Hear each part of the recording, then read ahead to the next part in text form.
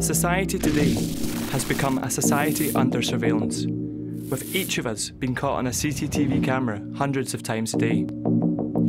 In the UK alone, there are now over 4 million CCTV cameras.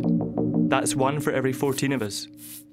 But why have we become obsessed with spying on each other?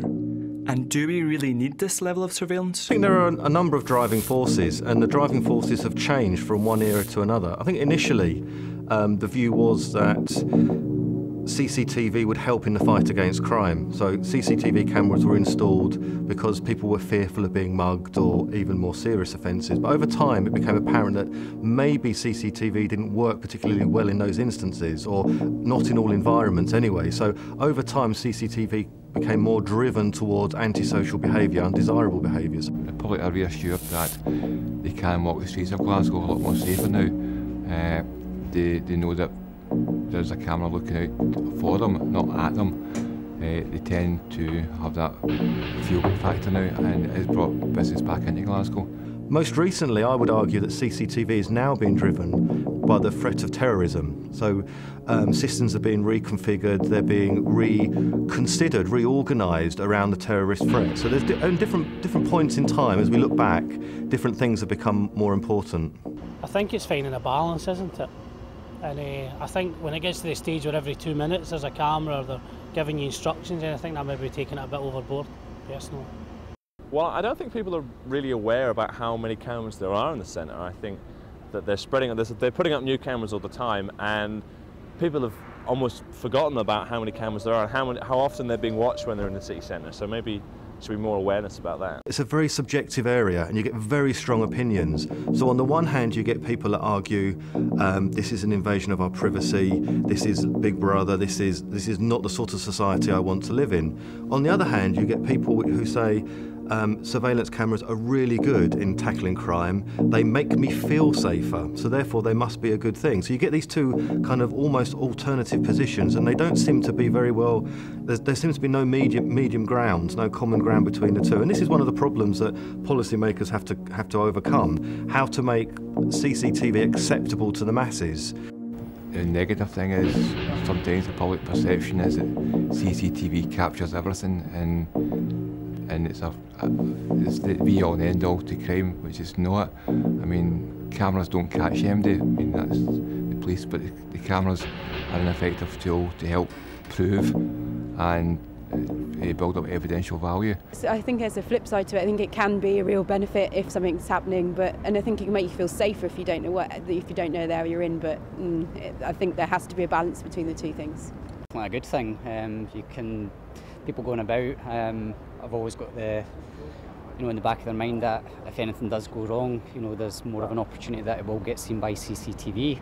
Footage is of evidential value, then the police will seize the footage, and that gets prepared for court purposes as evidential package.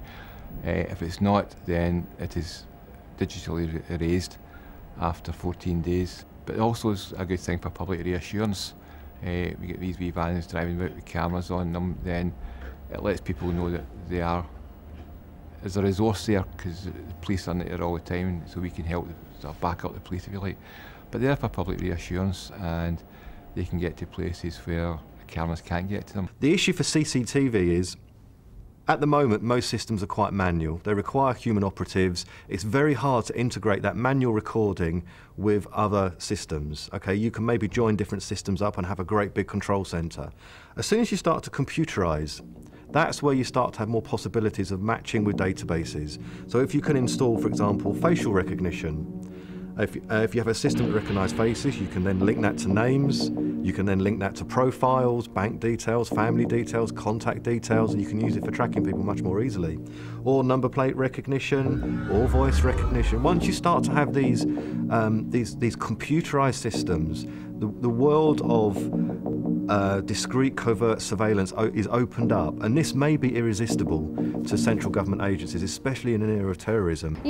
Over and beyond what's happening here, there are some really weird and spooky technologies being developed in the world, and some of them are a lot more sinister than that. I think I mean, the thing is, these mics are really directional, and I would hate to have civil liberties infringed so terribly that we couldn't have a private conversation. I think we assume that our images are just being watched by somebody in a control centre. They may be recorded for a short period and then they're deleted.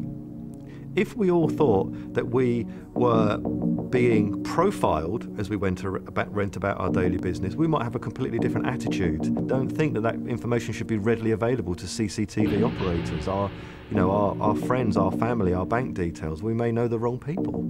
So this I think is a bit scary. I think that maybe the general public aren't really fully aware of these potentials. I mean, some of these technologies are a little way off to be widely used, but we're getting there. Perhaps one way forward is that people consider the level of surveillance that they're happy with. People maybe make themselves more aware of what surveillance is taking place in society. Therefore, a broader debate, a better informed public can lead to perhaps better or more appropriate levels of surveillance. I'm not going to suggest we have more or less, but that's for the public to decide. Now, more than ever, it is important that we question the need for such a high level of public surveillance and readdress the balance between sharing information responsibly and respecting the citizens' rights.